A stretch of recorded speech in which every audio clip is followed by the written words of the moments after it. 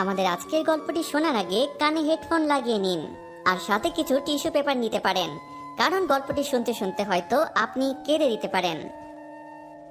Hello. হ্যাঁ বল। কি করছিস? শুয়ে আছি। দুপুরে খেয়েছিস? না। কেন? টাকা নেই কাছে, আর মেসে বিল নাই।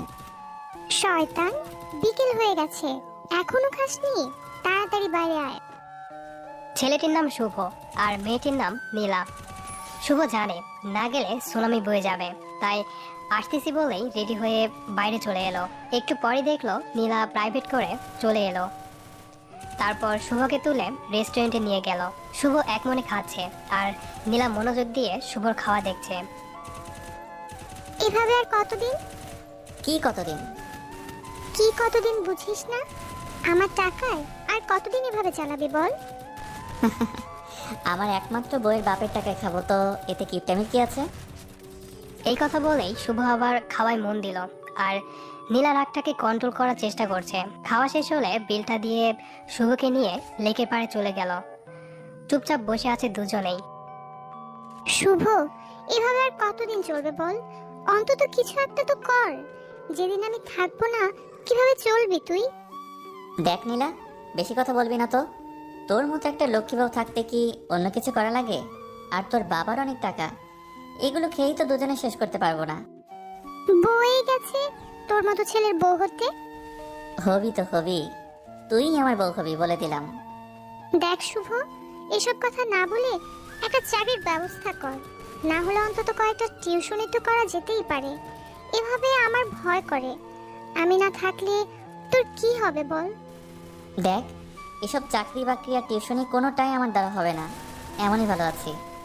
পরে বুঝবি এর মজা। কথাটি বলেই রেগে নীলা উঠে চলে আসছে আর শুভ উঠে পিছু নিল ওর। এই চলে যাবি যা, আমার যাওয়ার ভাড়াটা তো দে। দিতে পারবো না, পারলে হেঁটে যা। ওকে, গেলাম। কথাটি বলেই শুভ হাঁটা শুরু করে আর নীলা গাড়িতে উঠে যায়। কিছুক্ষণ পর নীলার গাড়ি শুভর কাছে এনে কাজটা নামিয়ে 1000 টাকার একটা নোট শুভকে দিয়ে বলল, লিখে রাখিস, পরে শোধ করে দিস। গাড়িটা চলে গেল আর শুভ দাঁড়িয়ে মুচকি মুচকি হাসছে। এই 4টা বছরে শুভ এই দিয়ে 1,25,417 টাকা নিয়েছে। নোটটা না ভাঙিয়ে হাঁটতে হাঁটতে শুভ ম্যাচে চলে আসে। এবার এদের পরিচয়টা দেই। নীলাঞ্জি বড়লোক বাবার একমাত্র মেয়ে, তবে বড়লোক হলেও ওর মতো মেয়ে হয় না। রাগী হলেও মনটা খুব নরম। আর শুভ গ্রামের ছেলে। পরিবার বলতে শুভ নিজেই, মা বাবা সবাই ওই দূরাকাশে থাকে। অনেক কষ্ট করে ভার্সিটি পর্যন্ত এসেছে। পরিচয় বলতে এতটুকুই।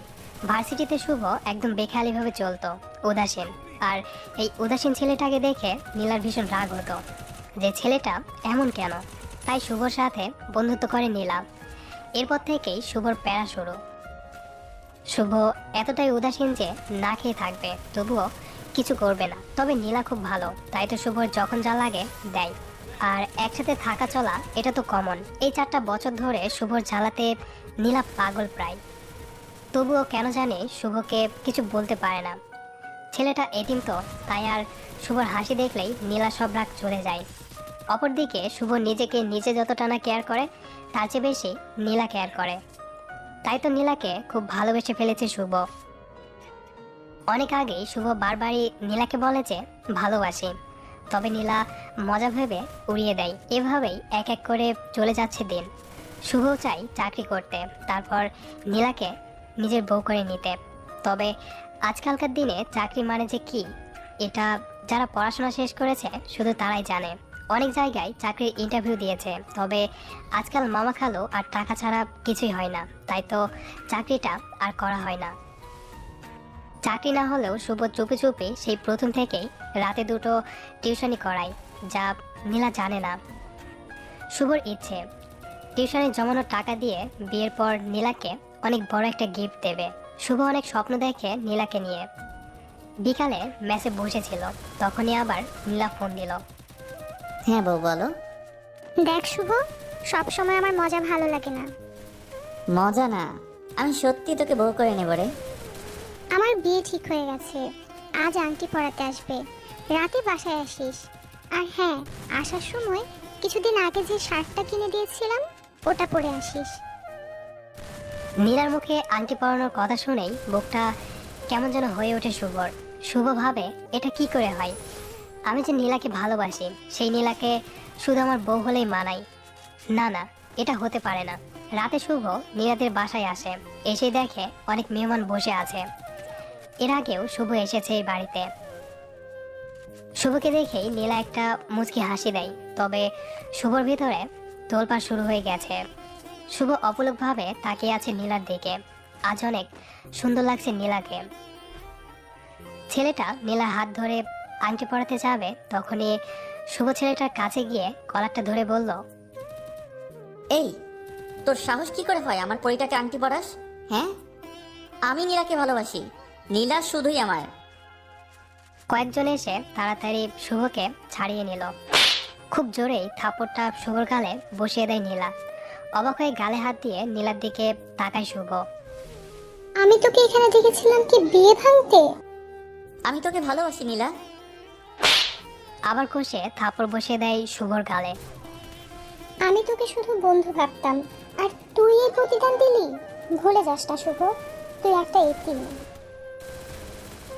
নীলার মুখে এতিম শুনেই শুভর বুকটা ধক করে ওঠে।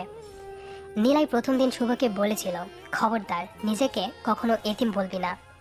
স্তব্ধ হয়ে যায় শুভ। তুই কি ভুলে গেছিস তুই আমার টাকায় চলিস? তোর পড়ার টাকাটা আমি দেই, তোর মেস ভাড়া, তোর খাবার টাকা, এমনকি যে শার্টটা গায়ে দিয়ে আছিস সেটাও আমার দেয়া।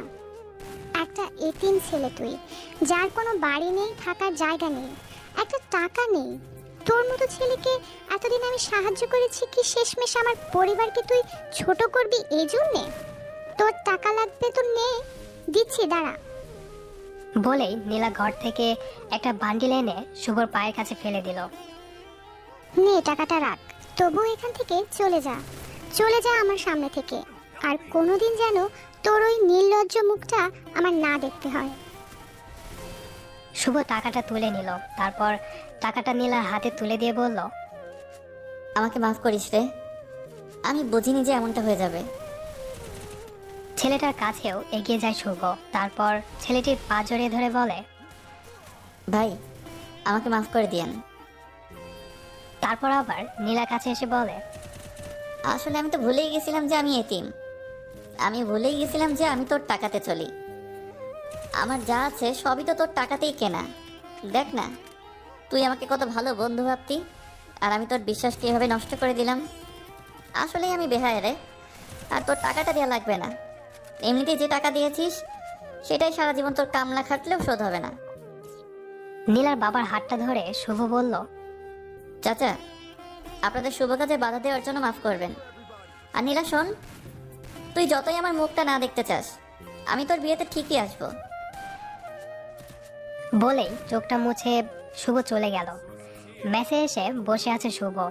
আজই প্রথম নিজেকে এতিম মনে হচ্ছে। আসলে নীলাকে নিয়ে একটু বেশি স্বপ্ন সাজানো হয়ে গেছিল, তাই তো কষ্টটা একটু বেশি লাগছে। সারা রাত একটুও চোখের পাতা এক করতে পারেনি শুভ। পরের দিন ব্যাংকে গিয়ে টিউশনির জমানো টাকাটা তুলে নেয় শুভ। তারপর শপিং সেন্টারে গিয়ে খুব সুন্দর দেখে নীলার জন্য একটা নীল শাড়ি কিনে শাড়িটা গিফট পেপার দিয়ে প্যাকিং করে নেয়। তারপর আবার মেসে ফিরে আসে। কালকে নীলার বিয়ে, সারা বাড়িতে হই হুল্লোড় চলছে। খুব খুশি সবাই। খুশি হবে না কেন, একমাত্র মেয়ের বিয়ে। তবে মনটা খারাপ নীলার। শুভকে সেদিন ওভাবে বলার পর থেকেই মনটা খুব খারাপ। নীলা জানে যে শুভ হাজার কষ্ট পেলেও কখনো কাঁদে না। মুচকি হাসির আড়ালে কষ্ট খুব করে লুকাতে পারে। নীলা ভাবে কালকে বিয়েতে আসলেই ওকে সরি বলে নেবে। আর নীলা ছাড়া তো ওর কেউ নেই। বিয়ের পর না হয় ওকে দেখবে। পরের দিন রাত 8টা, শুভ নীলাদের বাড়ির গেটে দাঁড়িয়ে আছে, হাতে নীলার জন্য কেনা গিফটটা। শুভকে দেখেই গেটের দারোয়ান চাচা বলল, আরে বাবা, বাইরে দাঁড়িয়ে যে, ভেতরে চলো। না চাচা, অনেক কাজ আছে। এটা ধরুন, এটা নীলার হাতে দিয়ে বলবেন আমি দিয়েছি। আর আজ খুলতে মানা করবেন, বলবেন যেন বিয়ের পর খোলে। সে কি বাবা, তুমি যাবে না ভেতরে? না চাচা, অনেক তাড়া আমার। আমি এখন তাহলে আসি, কেমন? ভালো থাকবেন। পিছু ফিরে হাঁটা শুরু করে শুভ। কি মনে করে যেন বাড়িটার দিকে তাকায়। দোতলা বাড়িটা অনেক সুন্দর করে সাজানো হয়েছে। শুভর বড্ড ইচ্ছে করছে ভেতরে গিয়ে নীলাকে বই সাজে দেখতে। তবে নীলা যে সেদিন খুব সহজেই বলে দিয়েছে তাকে আর দেখতে চায় না নীলা। তাই তো শুভর শেষ ইচ্ছেটুকু হাসির মাঝে চাপা দিয়ে পিছঢালা রাস্তা দিয়ে হেঁটে চলেছে। পকেট থেকে ভাঙাচোরা বাটন ফোনটা বের করে। শুভর ফোনটা ভাঙা হলেও ডিসপ্লেতে নীলা ছবিটা অনেক সুন্দর মানিয়েছে। ব্যাটারিটা খুলে সিমটা বের করে, তারপর ভেঙে পাশে ঝোপে ফেলে দেয়। সঙ্গে সঙ্গে পুরো পৃথিবীর সাথে যোগাযোগ বিচ্ছিন্ন হয়ে যায় শুভর। যার পৃথিবীতে আপন বলতে কেউ নেই, তার জন্য আপাতত কেউ কষ্ট পাবে না। একজন আপন ছিল, সেও এখন অন্য কারোর হয়ে গেছে। হাসতে হাসতে আধারের মাঝে মিলিয়ে যায় শুভ। অপরদিকে নীলা বিয়ে বাড়িতে খুঁজছে, তবে পাচ্ছে না। দারোয়ান চাচা এসে গিফটটা নীলার হাতে দিয়ে বলল, মামনি, এটা শুভ বাবা দিয়েছে। শুভ দিয়েছে? কোথায় ও? বললো কি যেন কাজ আছে, তাই চলে গেল। ও আচ্ছা, দেন চাচা। মামনি, এটা শুভ আজ খুলতে মানা করেছে, বলেছে স্পেশাল গিফট, বিয়ের পর খুলতে। আচ্ছা ঠিক আছে। নীলা ভাবে শুভ অভিমান করে আছে, তাই পরে অভিমান ভাঙাবে ভেবে মন থেকে সব ঝেড়ে ফেলে। বিয়েটা খুব ধুমধাম করে হয়ে যায়। পরের কয়েকটা দিন এখানে ওখানে যেতে যেতেই কেটে যায় নীলার। নীলা ভুলেই যায় শুভর কথা। রাতে কাপড় গোছাচ্ছে নীলা, ঠিক তখনই লাগেজ থেকে শুভ দেওয়া গিফটটা বেরিয়ে আসে। তাড়াতাড়ি নীলা খুলে দেখে খুব সুন্দর একটা নীল শাড়ি। মুচকি হাসে নীলা আর ভাবে পাগলটার চয়েস আছে। শাড়িটা তুলতেই একটা ছোট প্যাকেট বেরিয়ে আসে। প্যাকেটটা খুলতেই নীলা অবাক হয়ে যায়। অনেকগুলো টাকা, সাথে একটা কাগজ। তাড়াতাড়ি কাগজটা খুলে নীলা পড়তে শুরু করলো। কি রে, কেমন আছিস?